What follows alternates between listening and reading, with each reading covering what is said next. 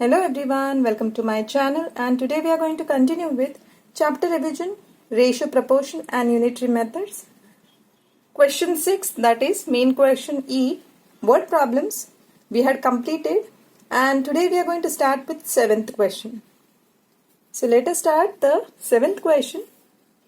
For a ceremony, ₹1, ₹2 and ₹5 coins are needed in the ratio 9:8:5. If the total money collection is ₹2,500, find the number of coins of each kind. यानी कि ₹1 coin है, ₹2 coin है, ₹5 coin है और उनका ratio जो है वो है 9:8:5. तो हमें each number of coins find out करने हैं. What we will do is we will take, let the number of ₹1 coins be 9x, क्योंकि हमें रेशियो मिला है, कितने कॉइन्स है वो नहीं मालूम है. So let the number of ₹1 coins be 9x, 9 ratio है ₹1 का. Number of ₹2 coins is 8x, number of ₹5 coins is 5x.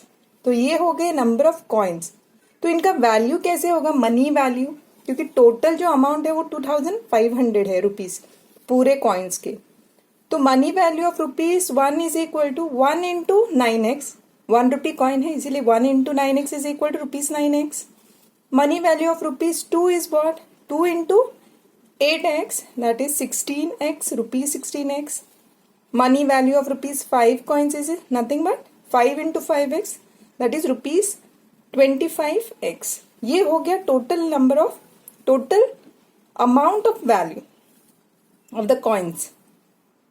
₹9x है, ₹16x है, ₹25x है. तो इसे इक्वेट करना होगा. टोटल अमाउंट जो कॉइन का कलेक्शन होता है वो ₹2,500 है. तो रुपीज ब्रैकेट में 9x plus 16x plus 25x is equal to ₹2,500. अगर x मिलता है तो ये सेम होगा दोनों, करेक्ट. तो let us find the value of x.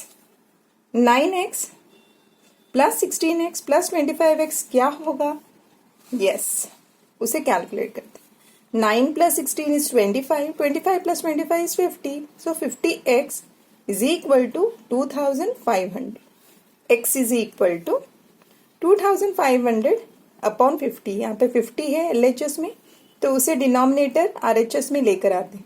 इसे सिंप्लीफाई करना होगा. 0 0 गेट्स कैंसल्ड, 5 1 जा 5, 5 5 जा 25, 5 0 जा 0, यानी x इज इक्वल टू 50 होगा.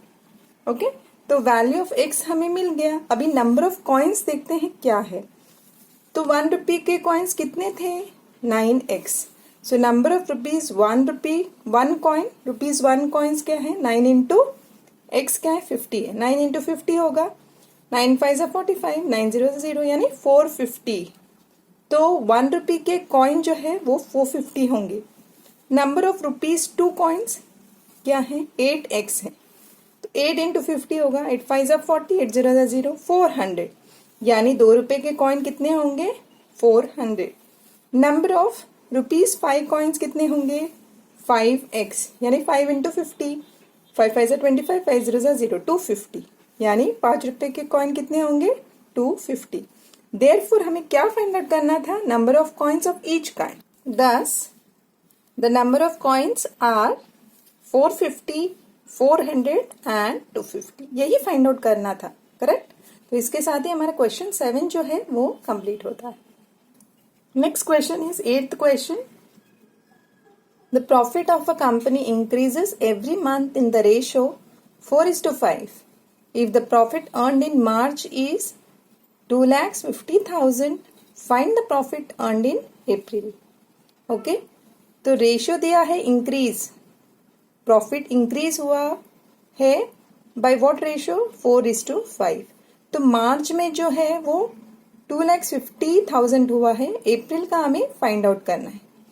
सो सोल्यूशन है, let the profit earned in April be x. हमें मालूम नहीं है तो ₹x होगा.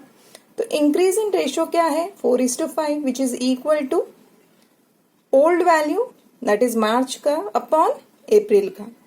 क्योंकि 4 है रेशियो में, in terms of ratio it is 4 in March, अप्रैल में 5 होगा. तो इंक्रीज इन रेशियो है ना, इंक्रीज रेशियो है, तो उस दोनों को इक्वेट करना पड़ेगा। तो increase ratio is equal to old value upon new value. Increase ratio क्या है 4/5, और यहाँ पे देखेगा ओल्ड वैल्यू है जो मार्च का वैल्यू है वो है 2,50,000 अपॉन अप्रैल का जो है वो x कंसिडर किया। तो ये अभी हमें क्रॉस मल्टीप्लाई करना पड़ेगा। तो x हम लेकर जाते हैं LHS में, विच इज इक्वल टू 2,50,000 जो है वो वैसे का वैसा रखेंगे, 5 को मल्टीप्लाई करेंगे क्योंकि यहाँ पे ऑपोजिट साइड में डिनोमिनेटर में है, 4 जो न्यूमरेटर में है वो ऑपोजिट साइड में डिनोमिनेटर में जाएगा। Okay, now we can simplify. 4 1 जा 4, 4 6 जा 24, 1 बचता है 10, 4 2 जा 8, 2 बचता है, 4 5 जा 20, 4 0 जा 0, 4 0 जा 0, यानी 62,500 इंटू 5 होगा। So what is 62,500 into 5? That is x, अप्रैल का प्रॉफिट।